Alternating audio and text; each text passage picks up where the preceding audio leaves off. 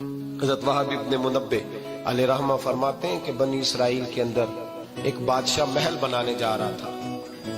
محل آج بھی جس آدمی کی سوسائٹی کے اندر 2-4 کلے 2-4 ایکڑ کسی غریب کے آ جائیں، وہ یا تو اسے دھمکاتا ہے یا بلیک میل کرتا ہے، کچھ نہ ہو سکے تو پھر قتل ہی کرا دیتا ہے معاذ.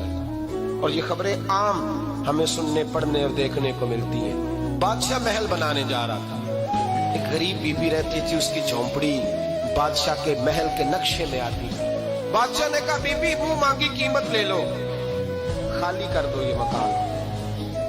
بزرگوں کو اپنے جھونپڑیوں سے بڑی دلچسپی ہوتی ہے. بچے سوسائٹیوں میں چلے جاتے ہیں، ابا جی کہتے ہیں مجھے گاؤں میں رہنے دو، میرا یہی دل لگتا ہے، مجھے اس گھر سے دلچسپی ہو گئی.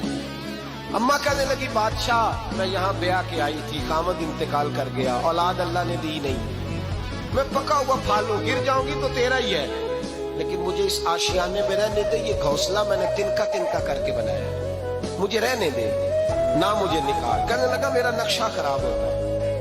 بی بی سارا دن مکان میں بیٹھی رہتی کہ میری جھونپڑی ٹوٹ نہ جائے.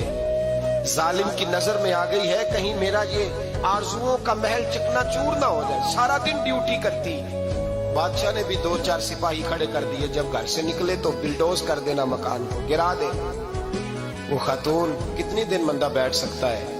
ایک دن سر شام گھر سے نکلی، 2-1 گھنٹے کے بعد واپس آئی تو مکان گر گیا تھا، دیوار بن گئی تھی. حضرت وہب ابن منبہ فرماتے ہیں بس اس نے دعا کی تو رب کریم نے وہ شہر سارا تباہ کر دیا.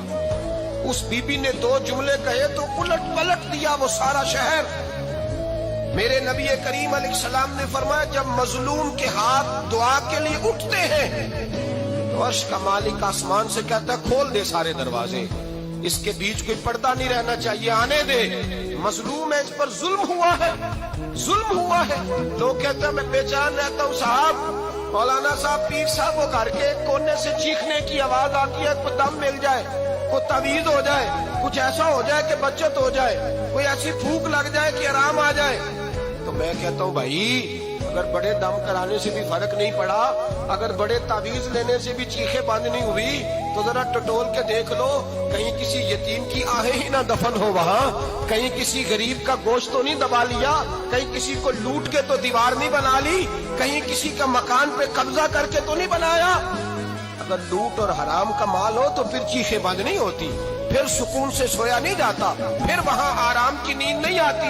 حضرت وہب ابن منبہ فرماتے ہیں بی بی آئی اور آ کر کے اس نے جب دیکھا میرا گھر ٹوٹ گیا ہے، محل ٹوٹ گیا ہے، حالات بدل گئے ہیں، تو خاتون آتی ہے اور میرے بھائی دعا کی تو اس نے انداز ہی بدل کے رکھ دیے. مکان سے نکلی تو مکان ٹوٹ گیا.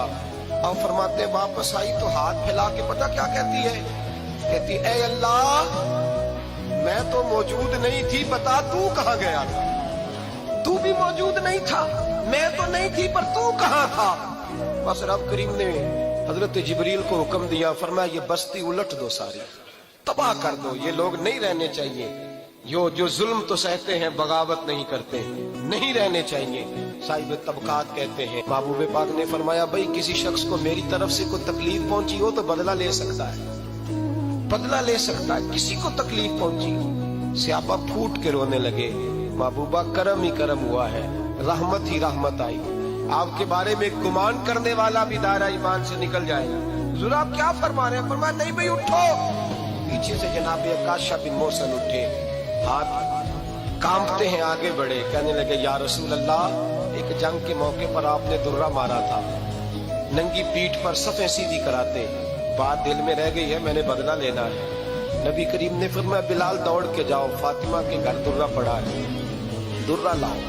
سیدنا بلال حبشی کہتے میں گیا، دستک دی سیدہ طیبہ طاہرہ. حضرت فاطمہ فرمانے لگی بلال کیسے آئے ہو؟ اماں جی وہ درہ چاہیے تھا. سیدہ کو تشویش ہوئی، کہنے لگے بلال نہ تو جنگ پہ جانا ہے، نہ جہاد ہے، نہ کوئی ایسا موقع ہے، حضور کی تو طبیعت مبارک مظاہر بڑی علیل ہے، درہ کیا کرے گا؟ حضرت بلال عرض کرنے لگے اماں جی ایک صحابی بدلہ لینے لگے ہیں.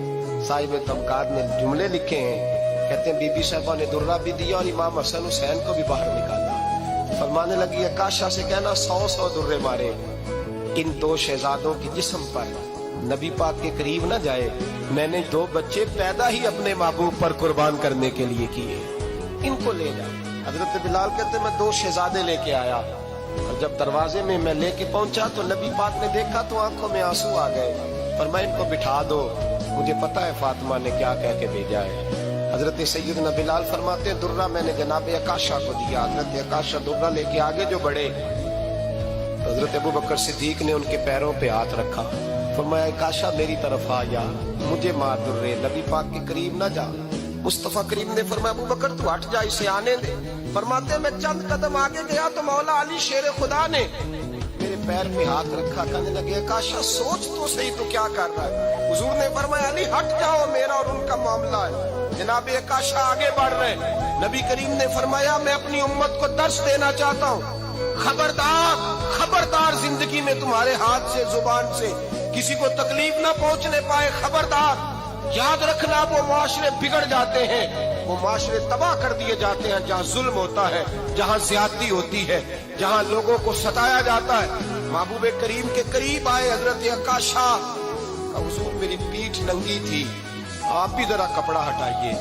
नबी करीम ने पीठ से कपड़ा हटाया, जनाब अकाशा ने दुर्रा जो उठाया तो सहाबा की चीखें निकली। हजरत अकाशा ने दुर्रा दूर फेंका, हुजूर के बतने अतहर से लिपट गए, चूमने लगे, कहने लगे हुजूर वो तो सबे सीधी कराते लग गया था, आपने कहा मारा था। या रसूल अल्लाह मैं तो बहाना बना रहा था कि जाती दफा मुझे वजूद चूमने का मौका नसीब हो जाए, मुझे ये मौका नसीब हो जाए। मेरे हबीब ने फरमाया जिसने जन्नती देखना हो मेरे अकाशा की जियारत कर ले।